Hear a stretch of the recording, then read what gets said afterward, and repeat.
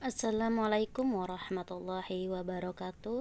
Kami dari kelompok 9 yang beranggotakan saya sendiri, Amraini, Lailatul Nur Amanah, Siti Napsiah. Kami akan membahas tentang unsur-unsur manajemen PAUD.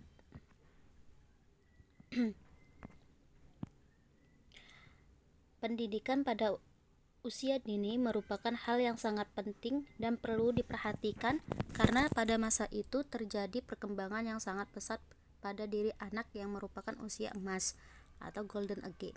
Dalam upaya peningkatan mutu pendidikan anak usia dini, perlu adanya manajemen kurikulum yang baik. Inti manajemen berkisar pada perencanaan, pengorganisasian, dan pelaksanaan yang membuat program pendidikan berjalan dengan sukses, baik secara kuantitatif maupun kualitatif. Ya, unsur-unsur manajemen PAUD. Unsur-unsur manajemen PAUD secara sederhana dapat diartikan dengan berbagai hal yang harus ada dalam manajemen PAUD.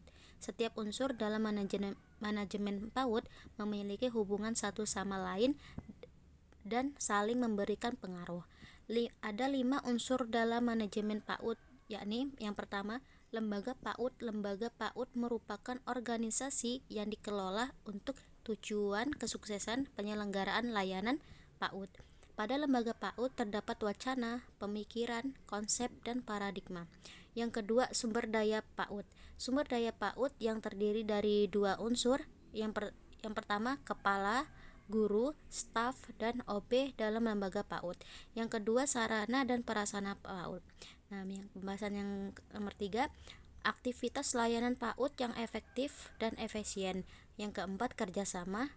Dan terakhir, tujuan PAUD. Setiap organisasi atau lembaga, termasuk lembaga PAUD, memiliki tujuan. Tujuan dari lembaga PAUD tersebut merupakan tujuan bersama yang harus dicapai oleh sumber daya PAUD melalui manajemen kurikulum pendidikan anak usia dini. Manajemen kurikulum adalah suatu sistem pengelolaan kurikulum yang kooperatif, komprehensif, dan sistematis. Dalam rangka mewujudkan ketercapaian tujuan PAUD pada lembaga PAUD, dalam pelaksanaannya manajemen kurikulum PAUD harus dikembangkan sesuai dengan konteks manajemen berbasis sekolah dan kurikulum PAUD yang ditetapkan oleh pemerintah. Kegiatan dalam manajemen kurikulum PAUD meliputi yang pertama, perencanaan kurikulum PAUD. Perencanaan kurikulum PAUD adalah perencanaan kesempatan belajar yang dimaksudkan untuk membina peserta didik ke arah perubahan perilaku yang diinginkan dan menilai perubahan telah terjadi pada diri peserta didik. Yang kedua, pengorganisasian kurikulum merupakan penetapan pola atau desain bahan kurikulum untuk mempermudah peserta didik dalam mempelajari bahan pelajaran. Yang ketiga, pelaksanaan kurikulum PAUD adalah upaya yang dilakukan oleh guru untuk mewujudkan kurikulum PAUD yang masih bersifat dokumen tertulis. Yang terakhir, evaluasi kurikulum PAUD adalah proses penyusunan kriteria keberhasilan pelaksanaan kurikulum PAUD, pengukuran, penilaian, dan pengambilan keputusan ataupun kebijakan tentang keberhasilan pelaksanaan kurikulum PAUD di lembaga PAUD. Selanjutnya, manajemen anak didik dan pengembangan karakter di lembaga PAUD. Manajemen peserta didik dapat diartikan sebagai usaha pengaturan terhadap peserta didik, mulai dari peserta didik tersebut masuk di lembaga PAUD sampai dengan mereka lulus. Tujuan manajemen peserta didik adalah mengatur kegiatan-kegiatan peserta didik agar kegiatan tersebut menunjang proses pembelajaran, pembiasaan, dan pengasuhan dan yang dapat memberikan kontribusi bagi pencapaian tujuan PAUD. Berikut ada 4 fungsi manajemen peserta didik. Yang pertama, fungsi yang berkenaan dengan pengembangan individualitas peserta didik. Yang kedua, fungsi yang berkenaan dengan pengembangan fungsi sosial peserta didik. Yang ketiga, fungsi yang berkenaan dengan penyaluran aspirasi dan harapan peserta didik agar peserta didik tersalurkan hobi, kesenangan, dan minatnya. Yang terakhir, fungsi yang berkenaan dengan pemenuhan kebutuhan dan kesejahteraan peserta didik, yaitu agar peserta didik sejahtera hidupnya. Kegiatan dalam manajemen peserta didik mencakup hal-hal yang berikut. Pertama, perencanaan peserta didik. Kedua, penerimaan peserta didik. Ketiga, orientasi peserta didik. Baru keempat, mengatur kehadiran dan ketidakhadiran peserta didik di lembaga PAUD. Kelima, mengatur pengelompokan peserta didik.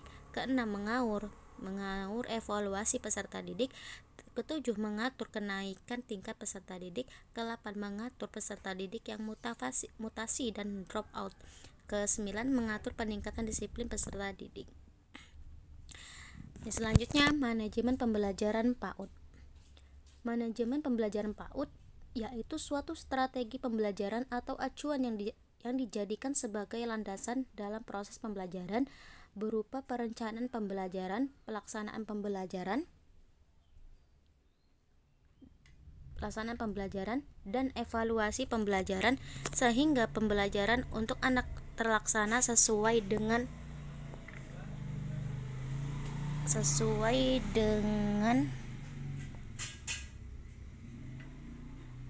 tujuan dan harapan yang ingin dicapai. Manajemen pembelajaran PAUD berisikan kurikulum pembelajaran serta standar pendidikan yang dipakai. Di dalam kurikulum pembelajaran terdapat RPP atau rencana pelaksanaan pembelajaran harian, mingguan, serta evaluasi dari pembelajaran yang sudah direncanakan dan dilaksanakan. Yang selanjutnya, komponen-komponen manajemen PAUD. Terdapat komponen-komponen yang saling terkait dan mempengaruhi mutu proses dan hasil pembelajaran. Komponen-komponen tersebut terdiri atas tujuan pembelajaran, bahan pembelajaran, media pembelajaran, strategi pembelajaran, dan evaluasi pembelajaran. Dalam setiap komponen-komponen terdapat aktivitas-aktivitas manajemen, yaitu perencanaan, pelaksanaan, pengawasan, evaluasi, dan pelaporan hasil pembelajaran. Keterpaduan antara komponen-komponen tersebut akan menghasilkan tujuan pembelajaran yang efektif dan efisien. Selanjutnya, bagian-bagian manajemen PAUD.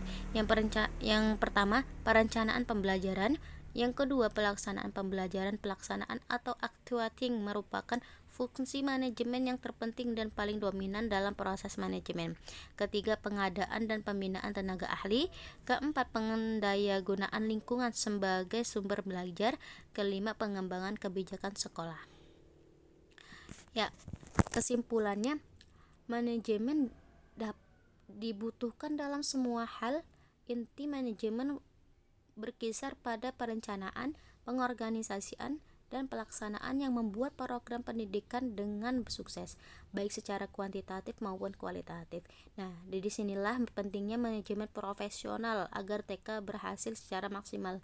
Manajemen pendidikan sebagai pendekatan pengembangan sumber daya manusia yang kompetitif, sarana pembaharuan sosial yang berkeadilan, serta pembaharuan dunia pendidikan yang kontekstual sangat penting bagi eksistensi lembaga pendidikan.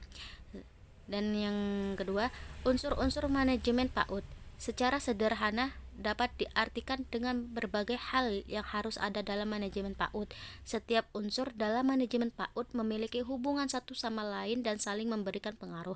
Itulah mengapa semua unsur manajemen PAUD tidak dapat dipisahkan dan dihilangkan. Jika salah satu unsur dalam manajemen PAUD tidak ada, maka hal itu dapat menghambat praktik manajemen suatu lembaga PAUD. Ya, cukup sekian, terima kasih dari kelompok kami. Wassalamualaikum warahmatullahi wabarakatuh.